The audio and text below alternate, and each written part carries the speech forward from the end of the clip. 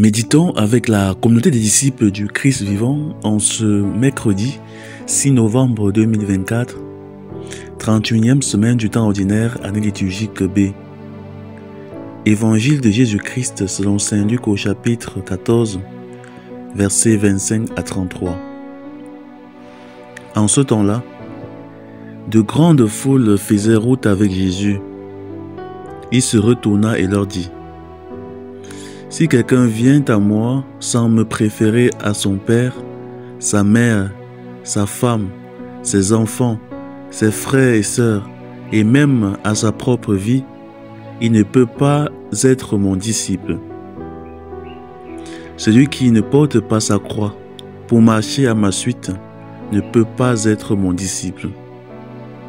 Quel est celui d'entre vous qui, voulant bâtir une tour, ne commence pas par s'asseoir pour calculer la dépense et voir s'il a de quoi aller jusqu'au bout? Car si jamais il pose les fondations et n'est pas capable d'achever, tous ceux qui le verront vont se moquer de lui. Voilà un homme qui a commencé à bâtir et n'a pas été capable d'achever. Et quel est le roi qui, partant en guerre contre un autre roi, ne commence pas par s'asseoir pour voir s'il peut, avec 10 000 hommes, affronter l'autre qui marche contre lui avec 20 000. S'il ne le peut pas, il envoie, pendant que l'autre est encore loin, une délégation pour demander les conditions de paix. Ainsi donc, celui d'entre vous qui ne renonce pas à tout ce qui lui appartient ne peut pas être mon disciple. Acclamons la parole de Dieu. Méditation. Frères et sœurs dans le Seigneur Jésus-Christ, soyons dans l'action de grâce en ce jour nouveau, don de Dieu et signe de son amour immense pour nous. Hier, nous avons médité sur le fait qu'il nous faut répondre promptement à l'appel de Dieu. Le Christ aujourd'hui attire à nouveau notre attention sur cette priorité de Dieu dans notre vie. Jésus voit sans doute qu'une foule le suit et désire tant que chacun le fasse de tout son cœur. C'est pourquoi il donne à tous cette condition qui est certes radicale, mais c'est la condition pour être un véritable chrétien. Cela peut être choquant, mais le Christ nous demande d'avoir un amour préférentiel pour lui.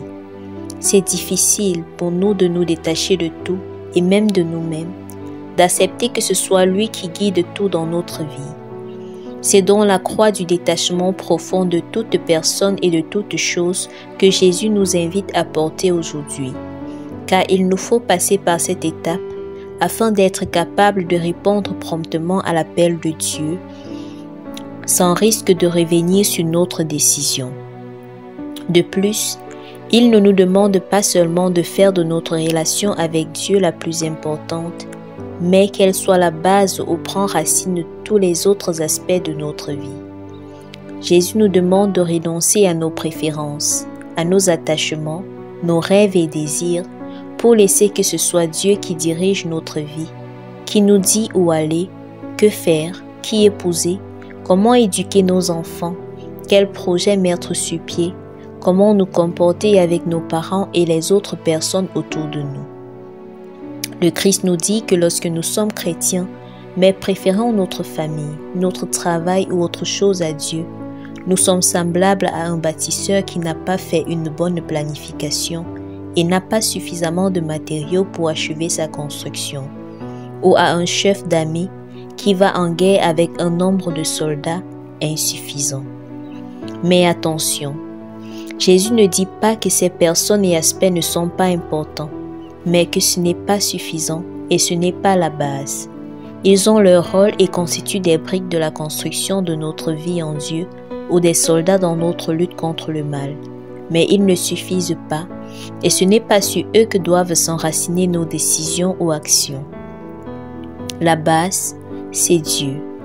C'est lui qui nous aide à tout planifier, à savoir quel conjoint choisir, à trouver le travail dans lequel nous allons nous épanouir, à avoir une relation saine aux personnes et choses autour de nous. Tout dans notre vie doit prendre racine dans le Seigneur. C'est ainsi que notre vie aura tout son sens et nous donnerons le bon témoignage de la vie chrétienne. Mais si au contraire nous ne donnons pas la priorité à Dieu, notre construction ne sera pas achevée. Nous ne gagnerons pas le combat et par conséquent des gens se moqueront de nous et de Dieu, pensant qu'il n'agit pas. Et pourtant c'est nous qui sommes des chrétiens superficiels qui ne sommes pas enracinés en Dieu. Examinons donc notre relation à ceux qui nous entourent et à ce que nous possédons. Sommes-nous plus attachés à une personne ou une chose qu'à Dieu? Qui est plus important pour nous dans notre vie? Quelle est la source ou la motivation de nos prises de décision et actions?